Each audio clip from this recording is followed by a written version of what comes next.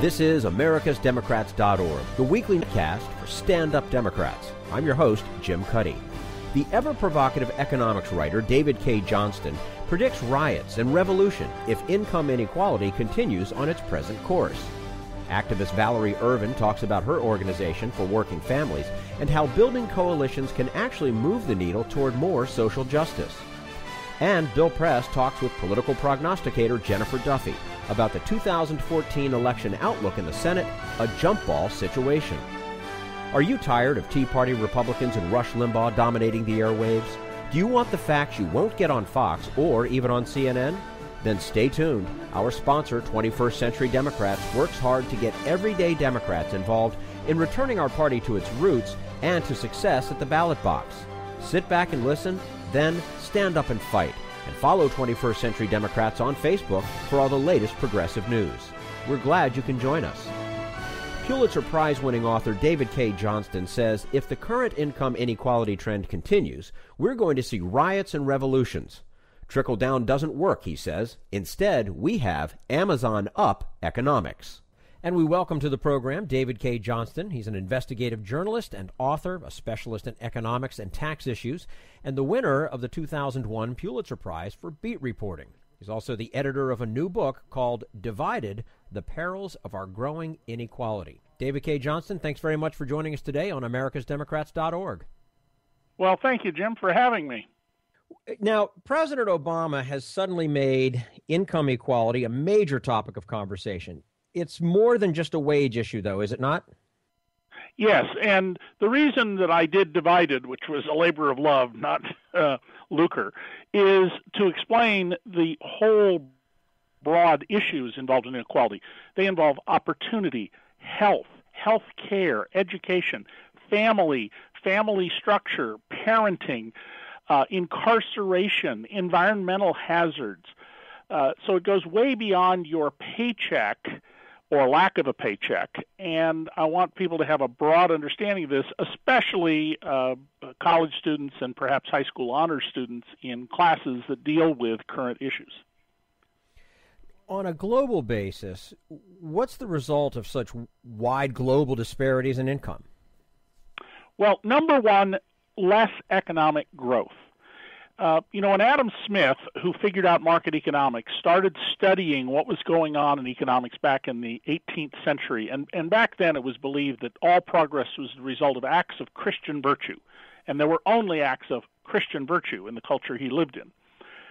He talked to the physiocrats, and they got him to study circulation. And think about this now. If the arterial blood flow in your body was a lot greater than the venal blood flow, blood would start pooling in some part of your body and rot and kill you. And so when you have these massive accumulations at the top caused by government policies, especially here in the United States, caused by government policies, as well as some other factors, but largely government policies, what happens is we get a distortion, and we don't have the same growth. People don't have the incomes to buy the products and services that wealthy people are out there marketing, and therefore we don't have as much economic growth. Mm-hmm. Now, why do you think the widening income gap has not caused social upheaval either in America or around the world? Well, I think because people have enough to get by. If you look at the history of this, which, I study and I teach the history of these issues in the law school and the graduate business school at Syracuse, when people can feed their families and keep a roof over their heads, you tend not to have the same problems as when they don't. And we're not at the stage of late 18th century France, which ended on an extremely sharp note, at least for those at the top. But I think we will see, and the report to the Davos Billionaires Forum warned them that we are going to see riots and revolutions if the current trends continue. Now, we're speaking with David Cay Johnston, investigative journalist, author, specialist in economics and tax issues, winner of a 2001 Pulitzer Prize for beat reporting, also the editor of the new book, Divided: The Perils of Our Growing Inequality. David, doesn't the concern for income disparities presume a zero-sum economy where what the rich get automatically comes at the expense of the poor? No, not at all. That's one of the great misunderstandings about this. When you have more circulation, when you have more people working and more jobs, then we have economic growth. But when people do not have jobs and well-paying jobs, then you have less growth. And let me give you an example. If we had a broader distribution of income, it would be nice if we had it for capital ownership too, but of income, more people would replace their cars sooner. More people would buy various services or better quality foods or more clothing or better houses, and that is a job for someone else. On a worldwide basis, spending equals income and income equals spending. Your income is someone else's spending. So when we have reductions in income, then we get reductions in spending, which lead to reductions in income. This is a vicious downward spiral. So this is not about a zero-sum game. It is about promoting greater economic growth. And here, one way to think about this, Jim, imagine that the economy of the United States grew 15%, and all the increased income went to me. I got every dollar of it. Nobody else got a penny. Okay? In fact, let's imagine it grew and I got 30% of the increase, and everybody else's income fell. Well, that's almost what's happened in America. Since the end of the Great Recession in 2009, total income has risen, but the top 1% got 95 cents on the dollar of that increased income. In fact, 16,000 households, that's the 1% of the 1%, they got almost a third of all the increased income in the country. And what's left after the top 1% went to mostly to the next 4%. Everybody in the bottom 90% saw their incomes fall statistically as a group. Their average incomes fell, and they fell by 15%. Well, those people now have less money to spend, and that means the very wealthy's incomes and wealth are not growing as much as they would if there had been a broader distribution of this income. And it's government policies, that's what my books have been about, the previous books, showing little-known government policies that take from the many and redistribute to the few.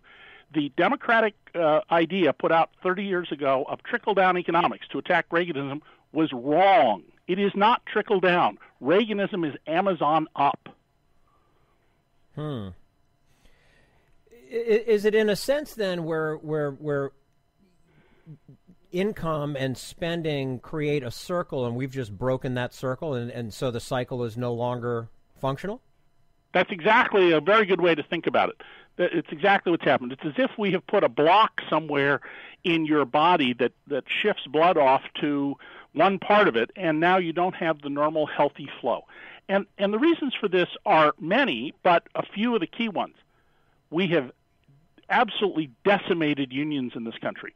Back in 1973, when more than a third of private production workers belonged to unions, wages were higher than they are today after you adjust for inflation. Think about that. 1973, 41 years ago, wages were higher, average wages were higher than they are today.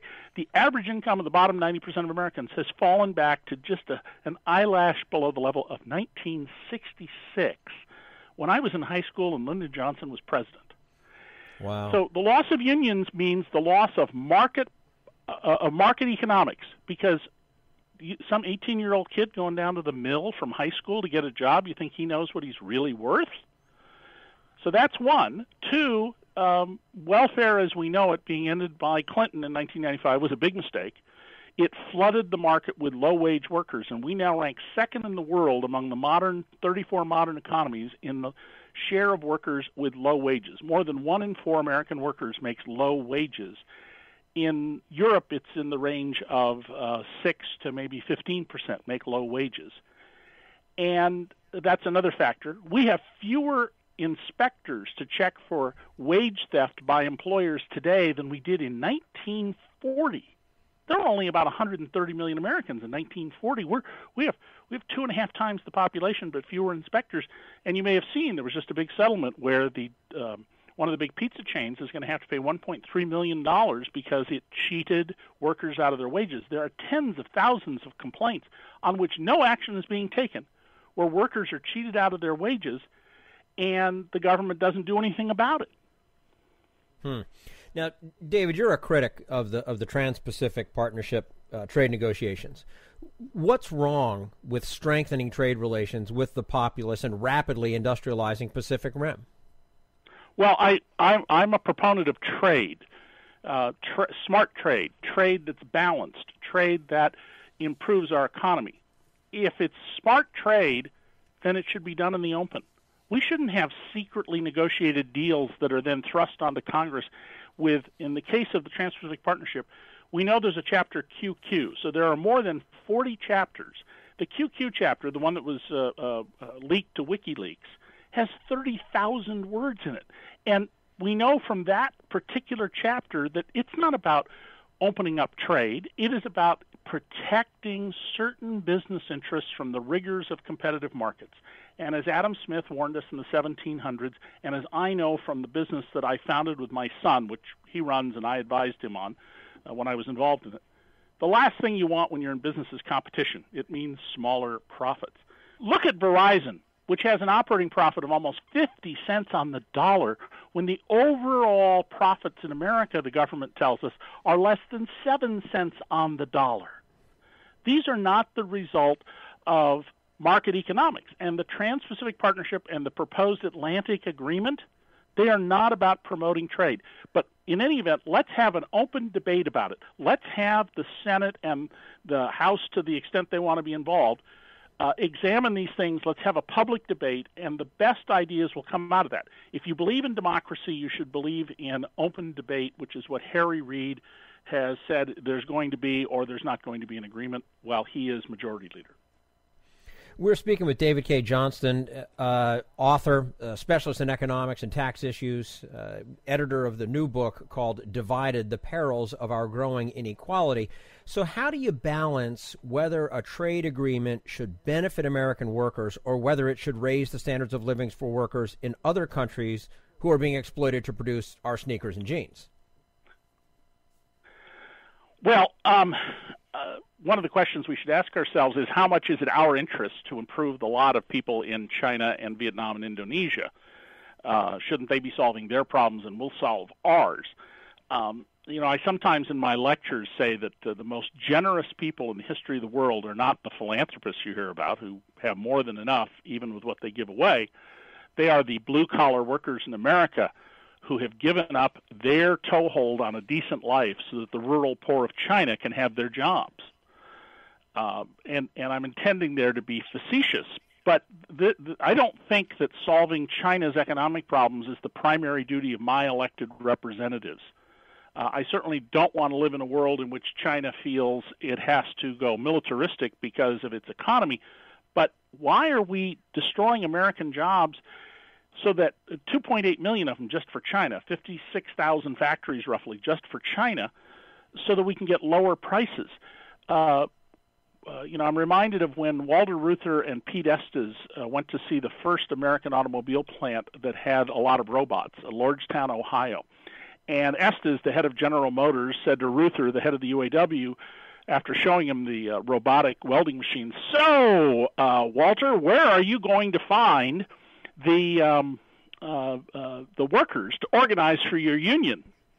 And Reuther, or his successor, if I have his name wrong, came right back and said, "I don't know. Where are you going to find people who can afford to buy your cars?"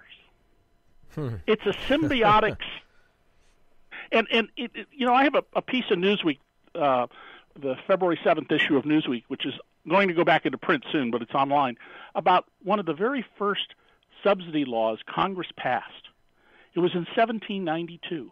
Thomas Jefferson had an investigation done into how the British Navy was harrying our cod fishing industry, which they had decimated. And it was our fourth most important export back then. And the study showed that the workers who were paid in a share of the catch, they were known as sharesmen, rather than just a wage, the ships were much more efficient, the workers made a much better living.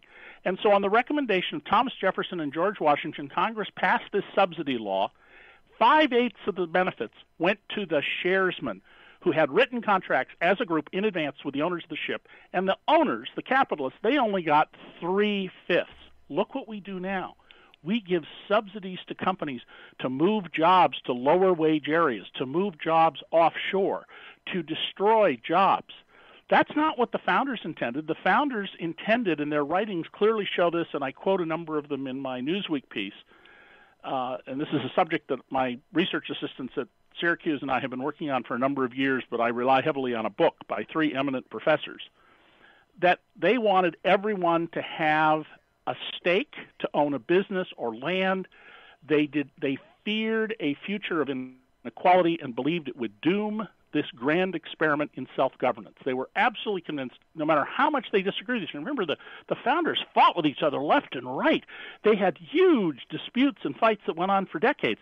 But they all were united in this fundamental belief that inequality would doom America, and that the solution to that was that everybody should own property, everybody should have either land or a stake in a business, or at least a share of profits in a business.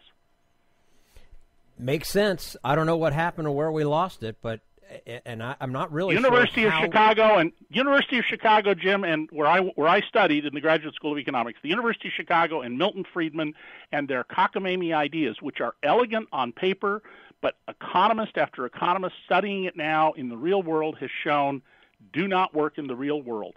And we have to destroy the belief that the University of Chicago ideas are great. They are, on paper.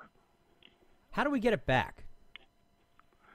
People have to decide whether they're going to... Yeah, Jim, people have to decide, are you going to watch Dancing with the Stars and The Bachelor, talk about a show that's offensive to the idea of marriage, by the way, brought to you by Disney, or are they going to be citizens?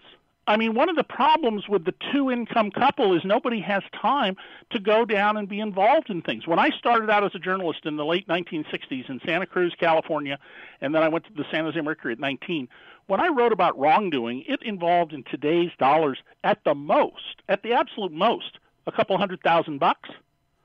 But heads rolled, citizens showed up at meetings, things happened. I have written now in the last 20 years, sometimes on the front page of the Sunday New York Times, exposés of all sorts of wrongdoing, some cases involving tens of billions of dollars. And Congress does absolutely nothing. And I'll give you a perfect example of this. January 10, 1999, I revealed that Congress raises your taxes in some cases if you or a member of your family gets cancer. And it was a story called Funny They Don't Look Like Fat Cats, about a family that had to pay higher taxes on a $90,000 income because they had 15 children. The parents were Christians who didn't believe in birth control, and one of their children got cancer. And it raised their taxes because of something called the alternative minimum tax, which the news media routinely describes wrongly as a tax on big investors. It's a tax on families. And more than 100 members of Congress in both parties, but mostly Democrats, spoke out and said this is wrong. Many of them said it was morally offensive, which is exactly right. Well, we're now more than 15 years past the publication of that article, and that law is still there.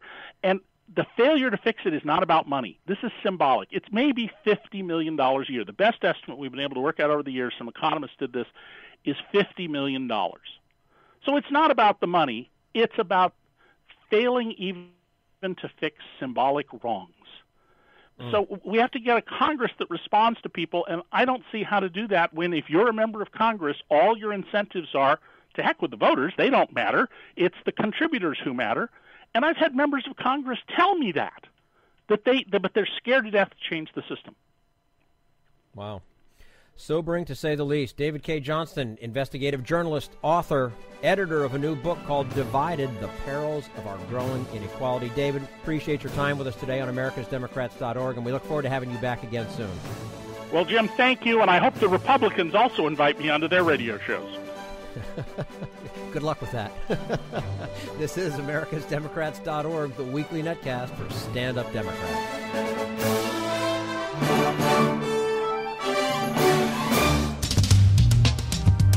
We want you to sit back and listen, but we need you to stand up and fight. Do you want to get involved and help get our party back to its roots and to success at the ballot box? You can make your contribution to Democrats for America's Future and help us keep this show going, and to elect Democrats who will stand up for democratic principles. Go to americasdemocrats.org and click on Donate at the top of the page. This is americasdemocrats.org, the weekly netcast for Stand Up Democrats. Valerie Ervin used to be an elected office holder representing a wealthy suburb. Now she heads a social justice group, the Center for Working Families, and tells us that the minimum wage fight has caught fire in all 50 states. And we'll talk to Valerie in just a moment. Right now, we turn to Jim Hightower, America's #1 populist, for his common sense commentary. Margaret Mary Voitko died last summer at age 83, and her death has turned her name into an emotional rallying cry for adjunct college teachers who are seeking justice from their schools. Voitko taught French classes for 25 years at Duquesne University in Pittsburgh, earning high marks from her students. This praise helped make up for Duquesne's poor pay. Like most teachers there, Margaret Mary was part of the adjunct faculty, a group with few rights, so schools like Duquesne can take advantage of them, and they do. As with other adjuncts, Professor Voitko was unsalaried, instead paid a low rate for each course she taught. This provided no reliable annual income, for she was never told until just before a semester began whether she'd be teaching 3 classes, 1, or none. Even in good years with full teaching loads, her pay was below $25,000, with 0 benefits.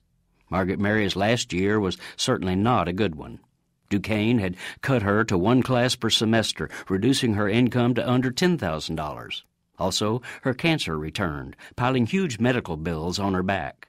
With no savings or university pension, she had become so pauperized that she couldn't pay her electric bills, effectively making her homeless that winter. Her stress level was off the charts, yet she never missed a day of class. Until last spring, that is, when Duquesne fired her. In August, Margaret Mary Voitko was found sprawled on her front yard, having suffered a massive heart attack. This proud professional educator died penniless, jobless, and literally heartbroken, having been thrown away by the university that had used her for 25 years. This is Jim Hightower saying, to Duquesne officials, Margaret Mary was just an adjunct. But to adjuncts everywhere, she's become an emblem, both of their plight and of their fight for labor rights. Need an antidote to the progressive blues? Want some good news about how grassroots folks are rebelling against the corporate powers and winning? Well, here's an easy-to-swallow pill for you, the Hightower Lowdown. Hightower's monthly newsletter will give you the lowdown, even as it lifts you up. It's 4 pages a month, jam-packed with facts you can use, actions you can take, and Jim's own Texas humor, all for only $15 a year. To become a lowdowner, go to hightowerlowdown.org. This is americasdemocrats.org, the weekly netcast for stand-up Democrats. The plight of minimum wage workers and the growing gap between rich and poor is not the America we signed up for, says former officeholder and now social activist Valerie Ervin.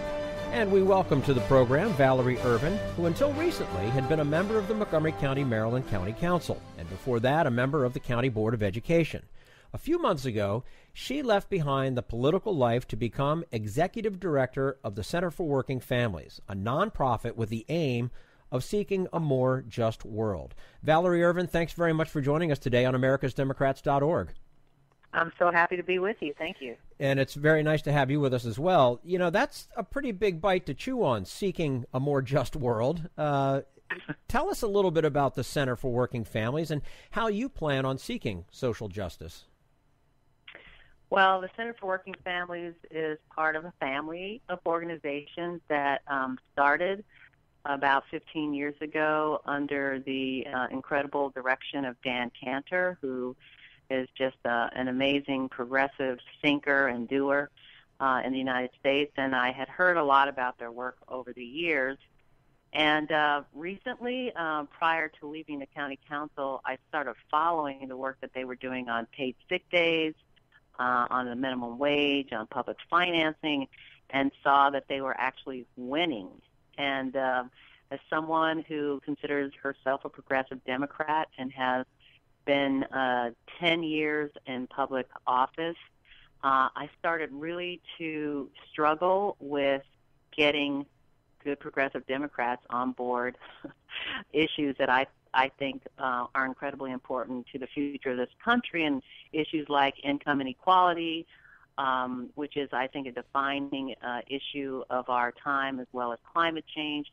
These are the issues that the Center for Working Families, under my direction, are going to be taking up, and I can't tell you how excited I am to be in this role. I think it's just a natural progression from the work that I'd always done. I come out of labor unions. I was a union organizer, worked at the Labor College as a dean for a while, and got very engaged in politics and decided to run for office myself. So I feel like this is just the culmination of about 30 years of work for me, and I see elevating these issues at the national level matters, and I want to be a part of that. You know, we should make it clear that you left a pretty powerful position in a very populous and prosperous suburb on your own, not because of an election or for any other reason. But to decide to give up that kind of actual power to become an advocate for what a lot of people would consider a relatively powerless working class, why? Why would you do that? Wouldn't you have more power in the position that you're in? Or were you just up against too much? It depends on how. No. It depends on how one sees power. I did hold a position on the Montgomery County Council. Was finishing my second term, and I started to see how difficult it was to bring people along.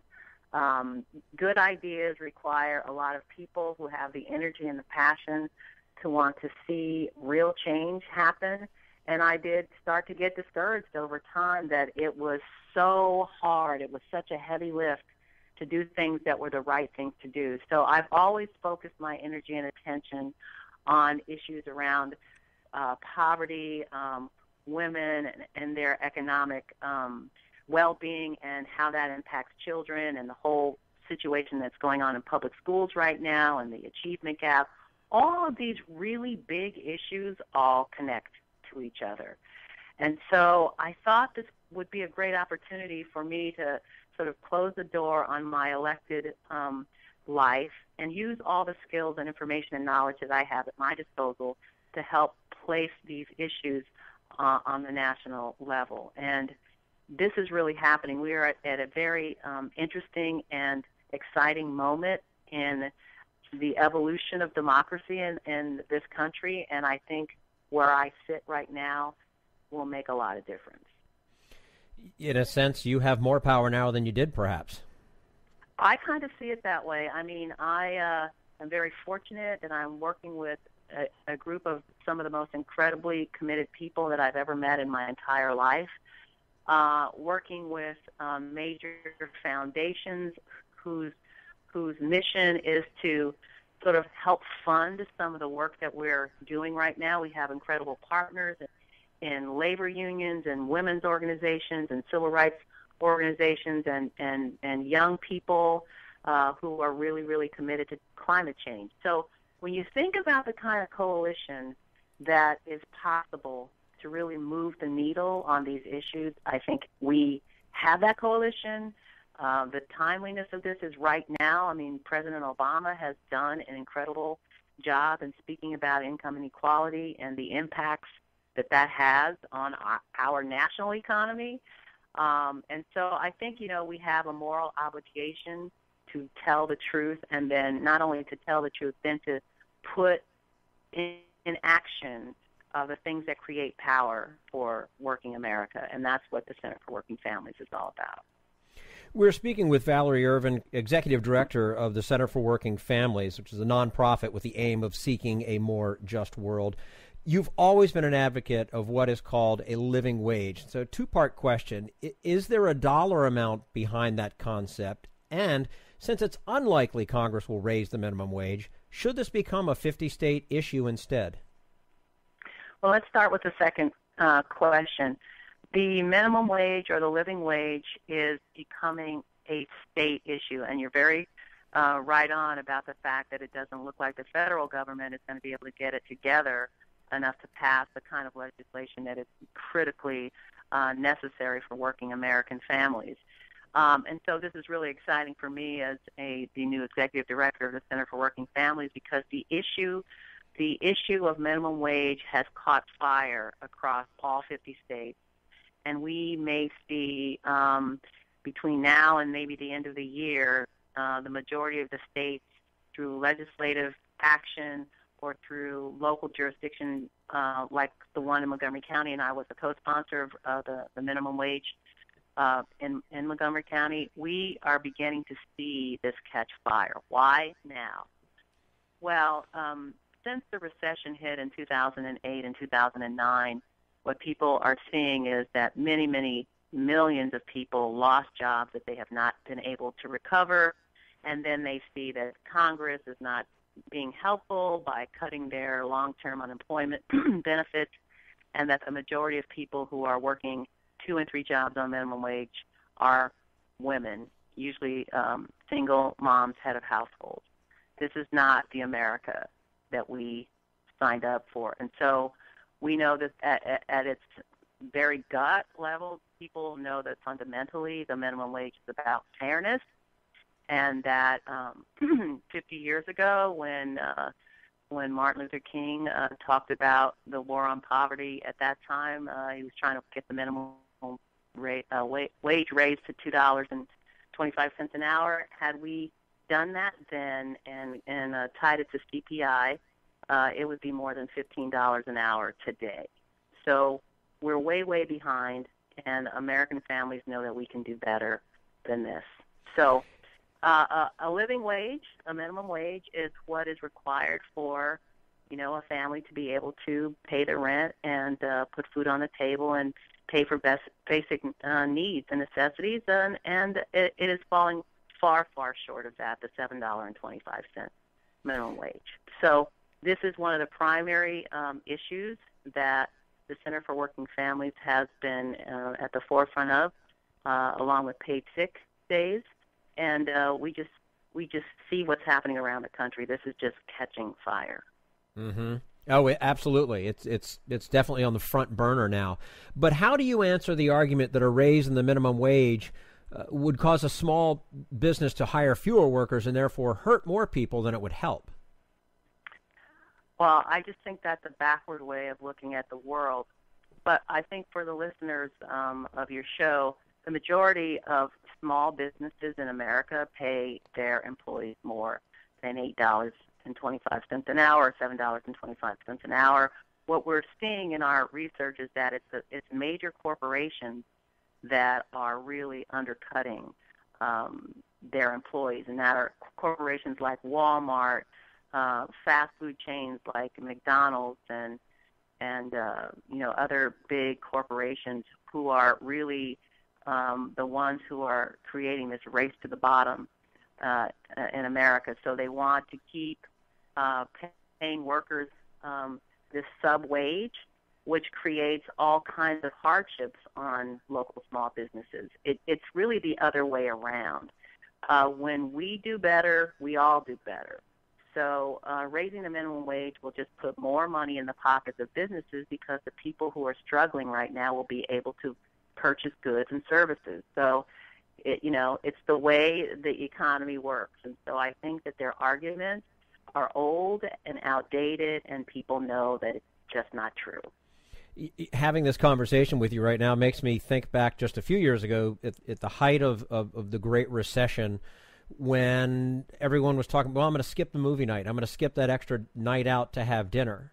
But, that higher wage allows those folks to get back into the game, that kind of thing. So what you're saying makes... That's precisely what, exactly. We're precisely talking about that, because I know in Montgomery County, for example, when you survey the local small and medium-sized companies, they are already paying substantially more than the minimum wage.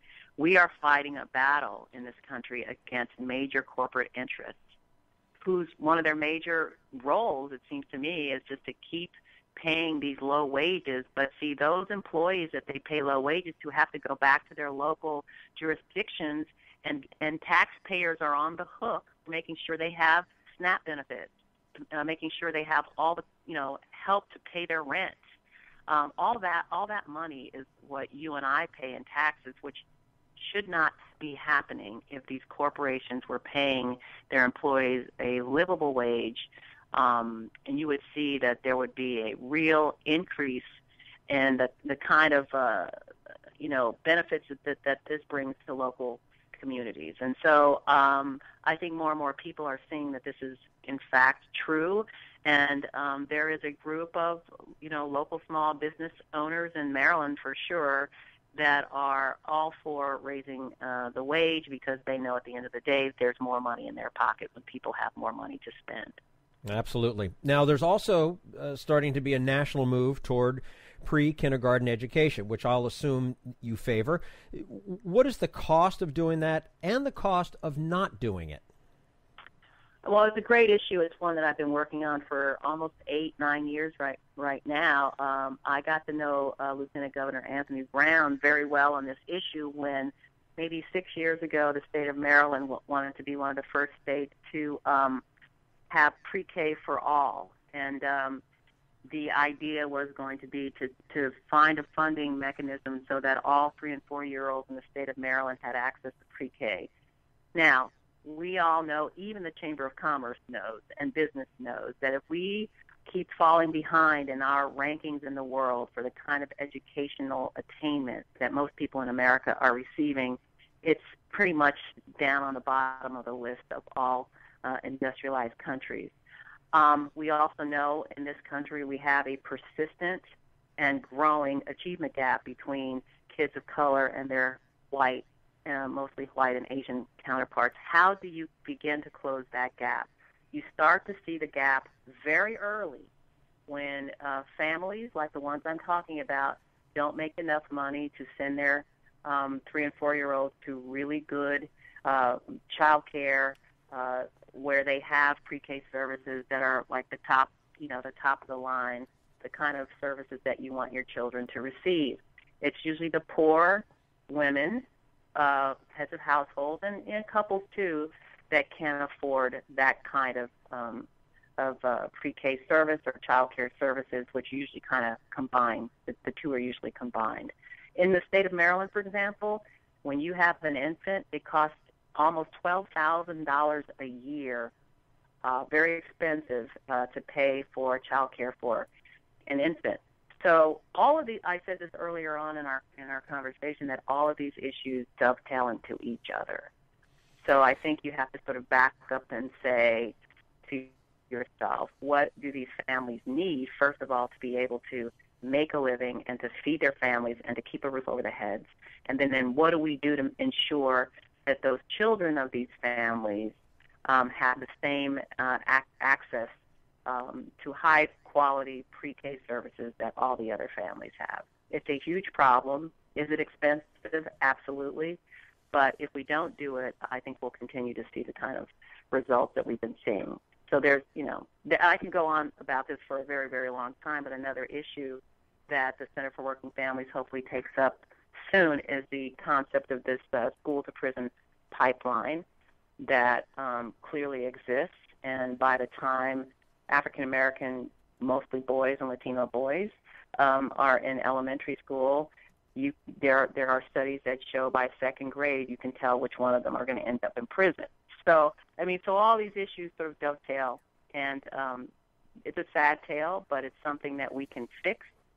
It's something that we can improve, and it's the issues that we care most about to repair a lot of damage that has been wrought in working-class communities in this country. And your work on this is greatly appreciated, and we wish you continued success with it. Valerie Ervin, Executive Director of the Center for Working Families, a nonprofit with the aim of seeking a more just world. Valerie, thank you so much for your time here on americasdemocrats.org. We look forward to having you back soon. Thanks so much. I appreciate it. And this is americasdemocrats.org, the weekly netcast for Stand Up Democrats.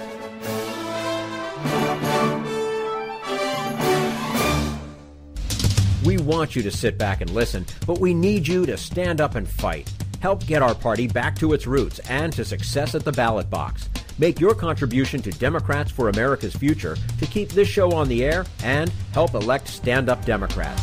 Go to americasdemocrats.org and click on Donate at the top of the page.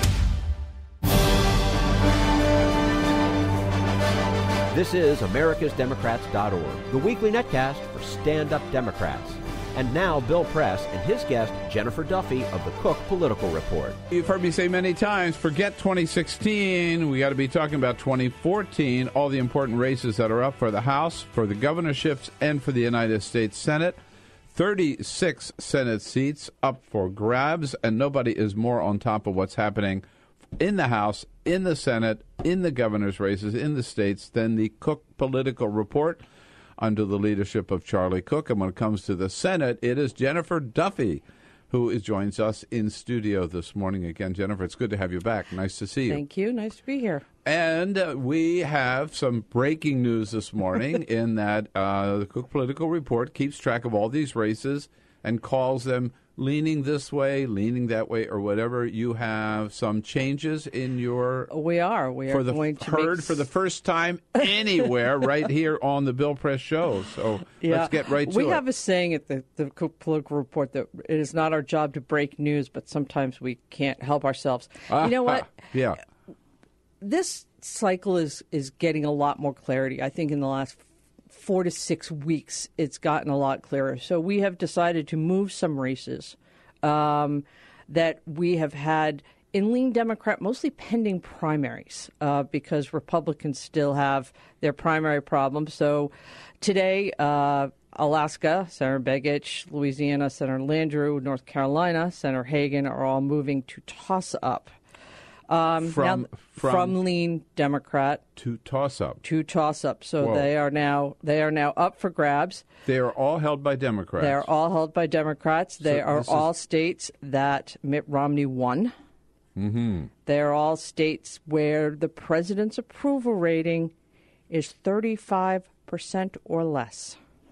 No kidding. Yeah. Or at least in 2013, according to the Gallup poll. We're also, now that Scott Brown's in New Hampshire, that's going to go from likely Democrat to lean Democrat. So it's a more competitive race than it was before he got in. And we did a couple of things. Well, at least one thing that should make Democrats very happy. Georgia, the open Senate seat in Georgia, Republican held, that's moving to toss-up from lean Republican. I think Democrats have a great shot there. And here's one that'll surprise everyone, although it doesn't mean much yet. Mississippi, very, very red state. Mm-hmm. I put that on our watch list. Thad Cochran's got a primary there. If he were to lose that primary, it is going to be a more competitive seat than it should be given what kind of year it is given Mississippi. Let's go back to these states if we can. So the big news is, just to be sure, and make sure I understand, that in 3 states where they were lean Democrats, Louisiana, North Carolina, and Alaska, you have moved all of them down a notch, if you will, for Democrats to toss up. Right. Or up a notch for Republicans to toss up. And so they join Arkansas, Senator Pryor, in the open seat in Michigan. So that's 5 seats. That are sitting in the toss-up column for Democrats. And remember, we also have 3 Democratic seats already leaning towards Republicans. South Dakota, West Virginia, both those are open seats. And then newly appointed Senator Walsh in Montana. Those are Democrat seats that you think are pretty much gone. Right. So overall, according to the Cook Political Report, do Democrats maintain control of the Senate? It is a jump ball today. It really is. It can just as easily fall one way or the other. Republicans have some challenges ahead of them. One, they have to defend 2 seats of their own. That seat in Georgia I talked about, and Kentucky, where Mitch McConnell is up for re-election. That may end up being the closest race in the country. It is going to be 1, 2, 3 points in either direction. And I'm not sure on Election Day I'm going to be able to call that one until we see vote come in. So they have to defend both of those. They have a lot of primaries coming down the road where if things don't go their way, they could end up with what we have labeled the exotic candidate. I like that phrase. Yeah. It gets us a lot less hate mail the Christine O'Donnell sort of exotic candidate. more along. She is so exotic that she deserves a category all her own. But more along the lines of a Richard Murdoch, or not the Todd Aiken, or maybe. Yeah, but more along the lines of a Richard Murdoch. Okay. That could happen to them very easily in Georgia, right. in North Carolina. We didn't talk about Iowa, but that it's a possibility there. So there are still landmines out there for Republicans that they need to dodge. All right, so it really is hard to say that it tilts either way at this point. Louisiana, Mary Landrieu. So you've downgraded it, if you will, for Democrats to a toss-up. Mary Landrieu she's a fierce campaigner. She is. Very effective campaigner, and great name in Louisiana.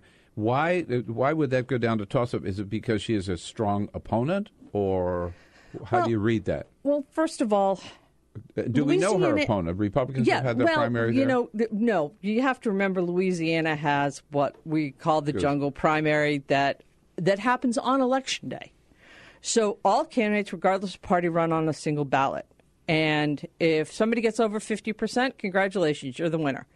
If not, the top two candidates, regardless of party, move on to a runoff, which will happen December 6th. Yes, we already know what the overtime dates are in this election cycle, and one is in January, which is just mean, by the way. To people like all me, to all of us, it's right. just mean. So her leading opponent is Congressman Bill Cassidy. He is conservative. The Tea Party doesn't love him. They might not hate him either. There are two other Republicans running. What has to happen? Louisiana's become a lot more Republican since Landrieu was last on the ballot. And so it helps if she can make this race about her. Really, about her and about Louisiana and Louisiana. If this becomes a nationalized Democrat versus Republican race, then she's got more of a problem.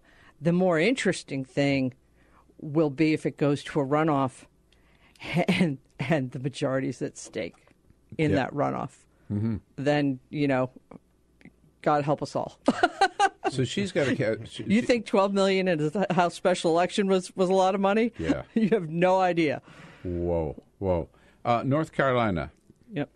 Kay Hagan, strong. Here's Kay Hagan's got a couple of problems. One, she's not very well known and she's not very well defined. When she won this seat in 2008, I'm not sure she won it as much as Elizabeth Dole lost it. And Democrats had a really good ground game. And obviously Obama carried North Carolina that year. So she isn't, voters don't have a sense of who she is. Unfortunately for Hagan, what has defined her in the last 6 months is health care reform. Mm-hmm. Americans for Prosperity has spent millions on the air linking her to health care reform. So she's got a lot of work to do. Republicans do have a primary. I would say that the leading candidate right now is the Speaker of the House, Tom Tillis, but he is getting, he's getting a challenge from a newcomer, a physician named Greg Brannon, who has some Tea Party backing. There's another candidate in the race. He's a Baptist minister. His name is Mark Harris. He's got some Tea Party / social conservative backing. So they're split. North Carolina is a runoff state. Somebody's got to get 40% to avoid one. I think that Republicans have a problem if they have a runoff between a Tea Party candidate and Tillis. I mean, I have no doubt Tillis will make the runoff. And obviously Tillis is working to avoid that runoff. No. How big a factor is Scott Brown in New Hampshire? You said it's from likely Democrat to lean Democrat or whatever the categories are. Right. So Scott Brown has moved the needle a little bit. But, he's moved the needle a little bit. It was not going to be earth-shattering. It's everybody understands. He moved from Massachusetts to New Hampshire. He's a carpetbagger. Is this? Yeah, but it's also a little bit like moving from Virginia to Maryland. It's I have a number of politically active friends in New Hampshire. Most of them are Democrats, and I put this question to him, and their response was uniformly the same. Oh, Scott Brown has had a house on the seacoast forever. He spends summers here. They shrug. Now, as Democrats, it doesn't make them want to vote for him, but they're not holding it against him as a big issue. So I'm not sure it's going to get a lot of attention, but I'm not sure it's going to be a, quote, voting somebody who's issue. certainly known in New Hampshire is Jean Shaheen, former governor, absolutely, and senator. And she has been in politics for a long time. She is pretty scrappy. She's got a good political organization. She can raise a lot of money. I think what we were saying with this rating change is that this is now a competitive race. Let's see where it goes. It could not move from this category for the rest of the cycle, and she could be sitting on a lead of 5 to 10 points. New Hampshire is a very interesting state politically, and forget presidential stuff. Let's just take that off the map. Do you realize that at least one of its House seats, right, the seat that Carol Shea Porter currently holds, has switched in the last 3 elections? The control of the legislature has switched in the last 3 elections. They elect their legislators every 2 years. This is really a swing state. Voters go back and forth. And so what kind of mood are they in? We know that both members of Congress, again, Carol Shea Porter and Ann McLean Custer, are in trouble. They're on our toss-up list. And the state House, which Democrats currently control, is in play again. Geez, so anything could happen. Anything could happen. Wow. All right.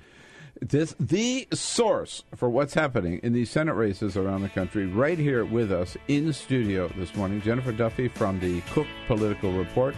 Your one chance to get a question in about a Senate race in your state that you care about, or another state you care about, 866-55-PRESS.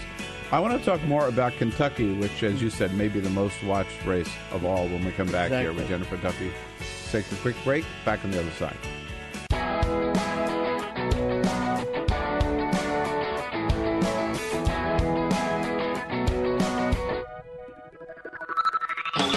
This is the Bill Press Show. Here we go, 11 minutes before the top of the hour with Jennifer Duffy from the Cook Political Report and the latest on the important Senate races, 36 of them up this year around the country. Jennifer, you mentioned Kentucky is the one that we hear perhaps the most about because of Mitch McConnell being who he is. Allison Grimes, Mitch McConnell.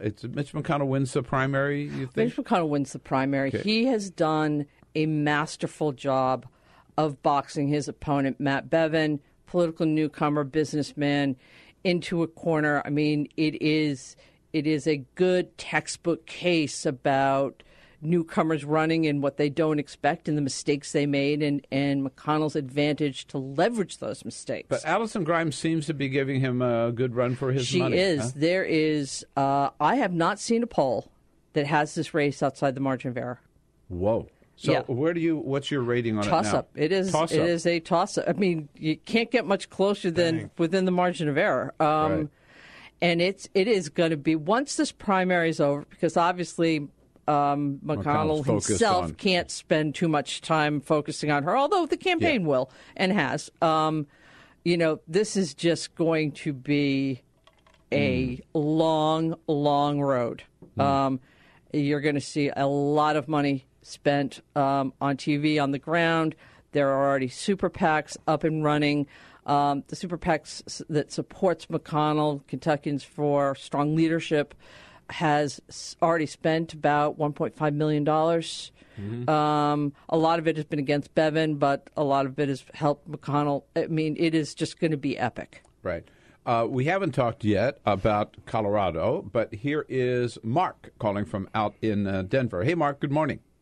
Hi, good morning to you guys. I wonder what you had for the Colorado race. The Tea Party darling, who's a multiple-time loser, has dropped out in favor of one of the new GOP sweethearts from the Congress district jumped in there. What do you see here?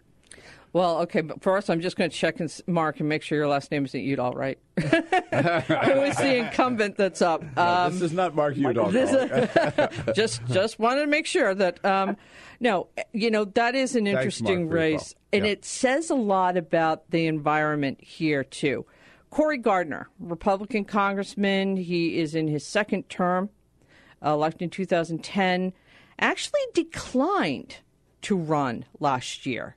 He didn't think it was an especially winnable race. Republicans showed him some polling taken earlier this year, and it was a very different set of numbers, very different environment. He reversed himself. He got in the race on March 1, and we have moved that to a lean Democratic rating from likely. It's going to be a great race. Gardner is a strong candidate. You have to give Udall a bit of an edge. It is still Colorado. I think that there are, he's got some issues to deal with. Energy is going to be a big issue in Colorado. He hasn't been a real advocate of the XL pipeline, whereas his colleague Senator Bennett has. Gardner certainly has.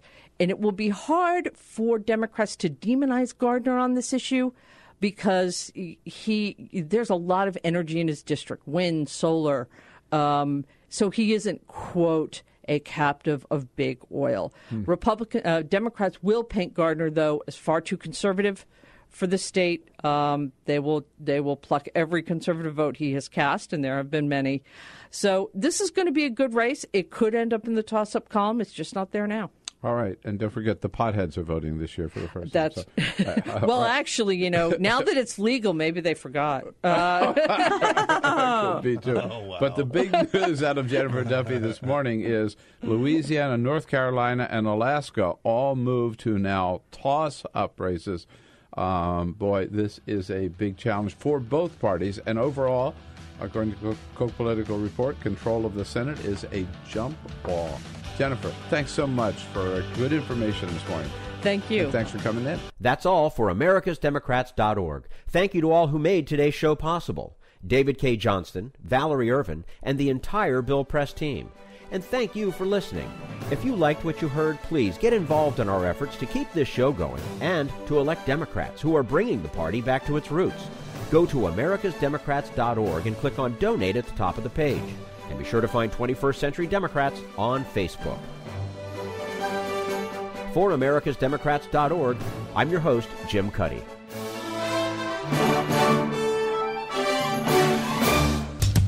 We want you to sit back and listen, but we need you to stand up and fight. Join us, support the show, and help elect Democrats who will stand up for democratic principles with your contribution today. Go to americasdemocrats.org and click on Donate.